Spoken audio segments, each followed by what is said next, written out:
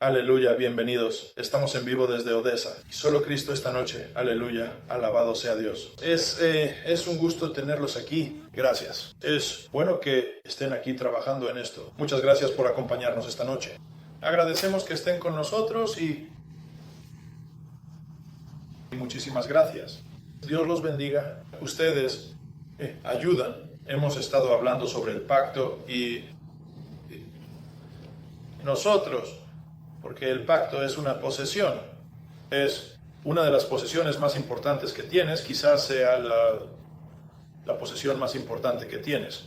Amén. Y no puedes poseer esto, solo hay una manera de obtenerlo, y es que toda persona, todo ser humano que haya nacido, es elegible para recibirlo. Y solo deben creer en su corazón, confesar con su boca que Jesucristo es el Señor. Lo tienen, entran en el pacto. Y una vez más es fácil tomar posesión de lo más importante que cualquiera puede tener. Y es la decisión más importante que cualquiera puede tomar. Porque determina tu destino eterno, determina lo que te sucederá cuando dejes esta tierra. Y sé que hay personas que discuten que hay una vida después, pero sí la hay. Adelante, acepta el resultado. Y la pregunta para tu vida después es, ¿vas a pasarla en su presencia en Jesucristo? ¿Lo vas a gastar? Donde quiera que vayan los otros, no lo sé, el lago de fuego o lo que sea que pase. Sí, entonces, No es un buen lugar. Uno de ellos es peor que el otro. No quieres saber nada de eso. Nadie le desearía eso ni a su peor enemigo. Si no has tomado esa decisión, hazlo ahora mismo. Di, Señor Jesús, recibo en el nombre de Jesucristo, recibo tu oferta. Creo en Jesucristo como mi Salvador. Acepto tu perdón. Absolutamente. Jesús es el Señor. Aleluya. Bien, perfecto. Así que ya estás en el cielo. Ahora, vamos a hablar un poco sobre algunos temas diferentes esta noche y tratar de explorar un poco el pacto. Y ya lo hemos hecho. Hemos estado en el ministerio durante 25 años y hemos hecho esto varias veces a lo largo de los años, donde básicamente presentábamos este material. Y ya es momento de hacerlo de nuevo. Y queremos creer que nuestra revelación sobre esto crece con el paso del tiempo. Creo que sí. Y nuestra revelación sobre los deberes y obligaciones bajo el pacto del matrimonio es el primer pacto que vemos en la Biblia. Hay un pacto entre Adán y Dios. Vamos a ver eso. Vamos a hablar de eso. Pero es el primer pacto que se introduce en las Escrituras. Pero quiero que lo notes antes de que lleguemos ahí. ¿Puedo compartir algo? Lo siento, discúlpame. Pastor, solo quiero mencionar el libro que hice hace años, porque vamos a hablar de algunas de las escrituras a medida que avancemos. La parte del matrimonio y nuestro pacto con Dios y nuestro pacto matrimonial. Vamos a hablar de algunas de las promesas que Dios nos ha dado, personalmente a mí, a Pastor Kevin y a nuestra familia. Y realmente creemos lo que dice la palabra en Hebreos 4, que es viva, más cortante que cualquier espada de dos filos.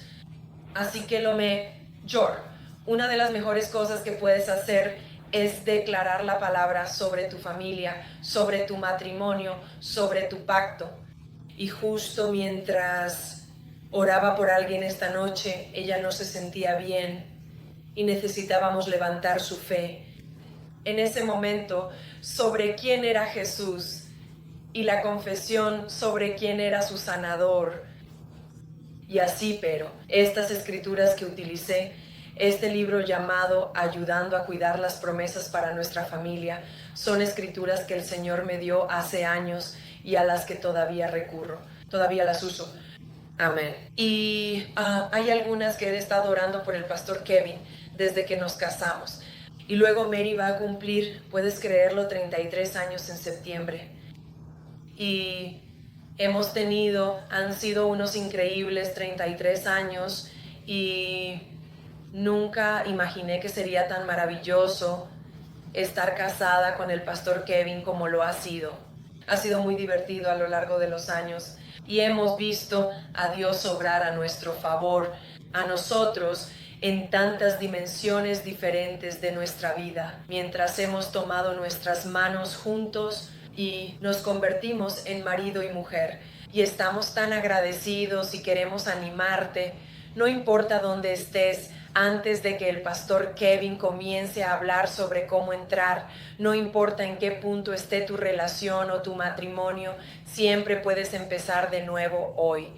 Puedes tomar una nueva decisión. Puedes comenzar a poner la palabra de Dios a trabajar para ti. Tú, la espada aguda de dos filos que es capaz de dividir y capaz de cambiar la situación. Hay un dicho por ahí que dice, es lo que es. Bueno, en realidad no es lo que es. Puede cambiar, ¿de acuerdo? Puede que haya una circunstancia, un círculo en el que te encuentres, pero cuando hablas la palabra y declaras la palabra con fe, Dios puede hacer lo imposible y cambiar lo que parece inamovible para que se alinee y conforme a su palabra. Así que te damos las gracias por escucharnos. Pastor Kevin, espero... Bueno, sobre lo que hablaba la pastora Gail, hay un versículo en Job. Y una vez más, antes de entrar en el tema del matrimonio, déjame leer este versículo. En Job, lo que pasa es que, ya sabes, Dios empieza a interrogar o cuestionar a Job. Él empieza a interrogar a Job. Y esto es algo poderoso. En un pasaje es Job 38:33. Dios le preguntó, Job, ¿conoces las ordenanzas del cielo? Qué cosa tan fascinante. Las ordenanzas del cielo son la manera en que Dios crea las cosas. Es la forma en que Dios crea todo. Es la ley. Incluye la ley de la fe, pero también abarca la ley de la creación. Hay una ley de la creación. Hay una ley de la palabra hablada y todas esas cosas son ordenanzas del cielo. Y lo que el pastor Gil estaba hablando antes, una de las cosas de las que nunca hablaron de eso. Cuando yo era joven, iba a una iglesia denominacional, uno de los lugares a los que mis padres me llevaban, y no hicimos este descubrimiento hasta después de casarnos. Para ese entonces ya estábamos entregados a Cristo.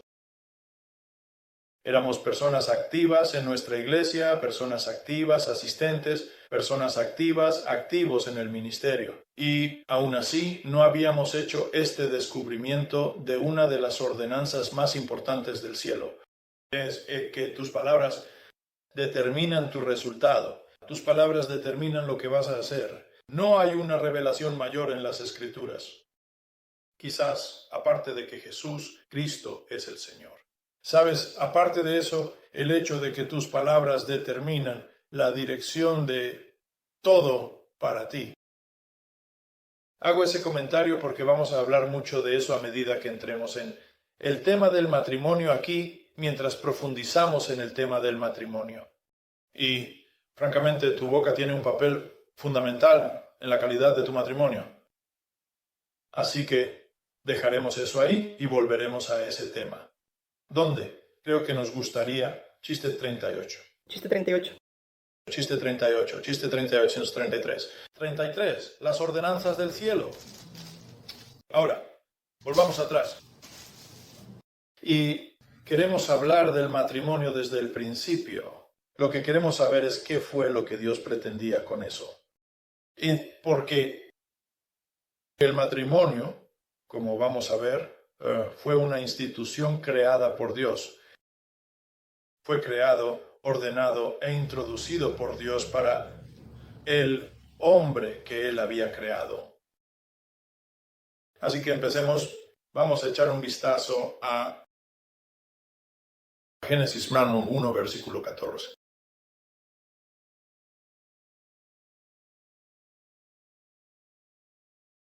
Y Dios dijo,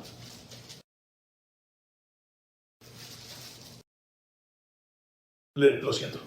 Bueno, es el quinto día. Leía contigo el cuarto día. Esto es el quinto día cuando Dios crea al hombre. Y así que digamos, al comienzo del quinto día, y Dios dijo, Versículo 1.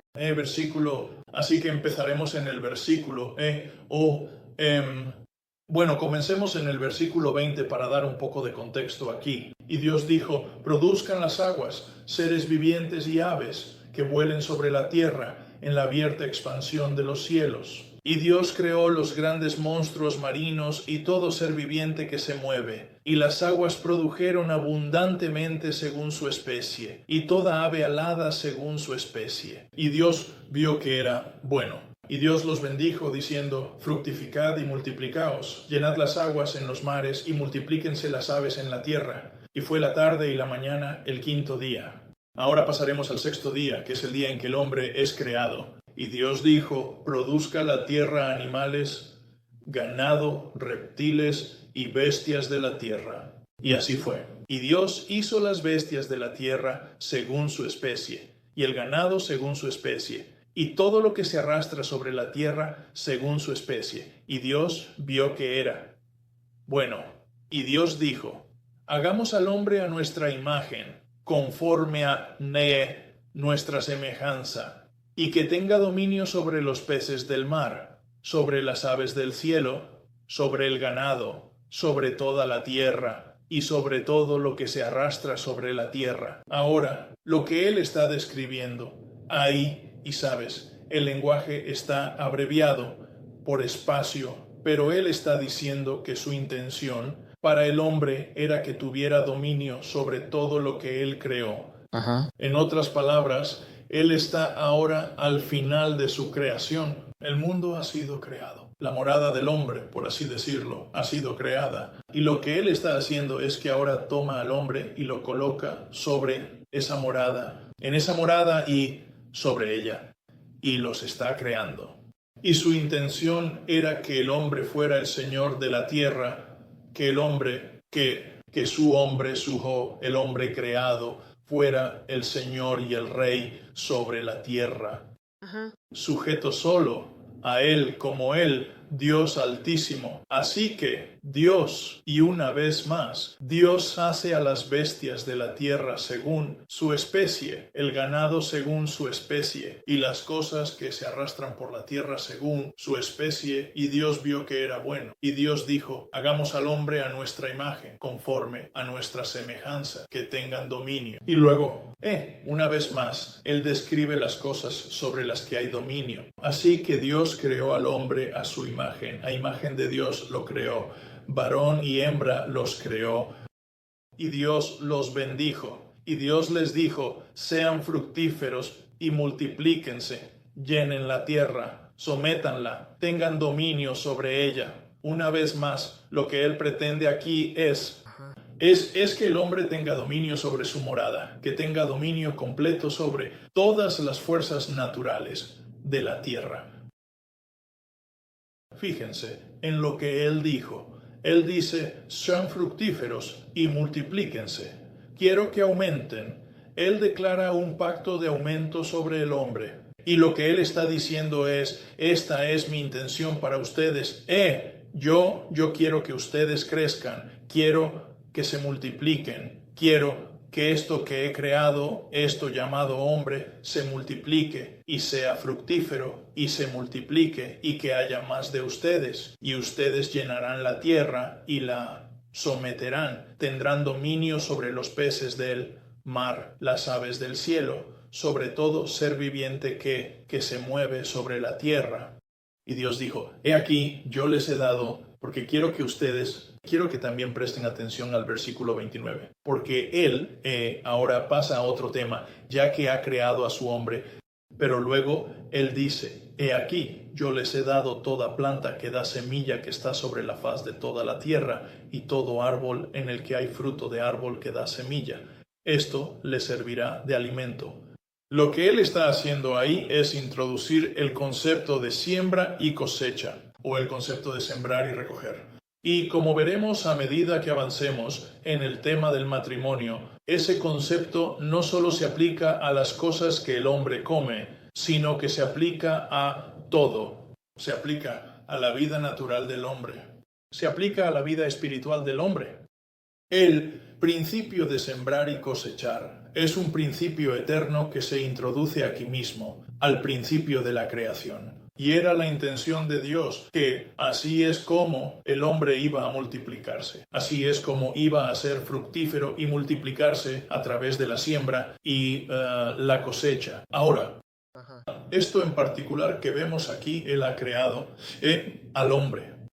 En el capítulo 2 hay una ampliación de esa imagen. En otras palabras, tenemos, ya sabes, una imagen limitada allí en Génesis 1, pero ahora vamos a Génesis 2 y vamos a obtener una descripción más detallada de lo que realmente sucedió allí. Y vamos a comenzar, Lutz. En el versículo 7 dice: Entonces el Señor Dios formó al hombre del polvo de la tierra y sopló en su nariz aliento de vida, y el hombre se convirtió en un ser viviente. Ahora, Él tomó el polvo de la tierra y formó al hombre, formó el cuerpo del hombre, la creación del hombre. Y dice, sopló en su nariz aliento de vida. Lo que realmente sucedió fue que Dios depositó en él, porque en realidad no sopló en sus narices. Lo que hizo fue que Dios depositó en Adán todo lo que él era. Todo eso. Y Adán se convirtió en ese instante. Adán se convirtió en todo lo de Dios que podía ser contenido en un cuerpo humano. Eso te fue transmitido a ti también en todos los aspectos, excepto que tú tienes una naturaleza pecaminosa. Y Adán, en este momento de la creación, no tenía una naturaleza pecaminosa. Eso significaba que, y por supuesto, y Adán fue el primer hombre aquí, pero Adán era brillante. Adán era, él era el hombre más. Él era el hombre más inteligente jamás creado. Y el único hombre más inteligente que alguna vez entró en la tierra fue Jesucristo. Pero Jesucristo también era Dios. Pero Adán fue el hombre más inteligente jamás creado porque Adán no tenía una naturaleza pecaminosa. Y lo que vemos aquí, en su pureza, es que Dios ha depositado en este hombre que ha creado todo lo que podía depositar en un cuerpo humano. Hay partes de un hombre que no pueden contener ni comprender a Dios, pero lo que puede ser recibido y entendido, Dios quiso que el hombre lo tuviera. Eso es lo que hace Dios.